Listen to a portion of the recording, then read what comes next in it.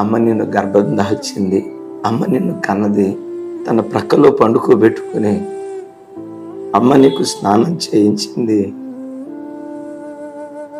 ఒకసారి జ్ఞాపకం తెచ్చుకో.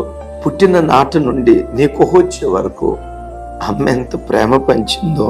ఎంత అన్నం ఉంటే నీ కడుపు నిండా పెట్టి అమ్మ మంచినీళ్ళు తాగి పండుకొని నీకు నాకు అమ్మ పంచిన ప్రేమ ఒకసారి జ్ఞాపకం తెచ్చుకో.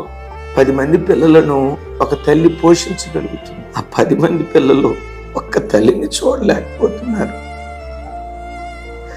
అనాథాశ్రమంలో జాయిన్ చేస్తున్నారు.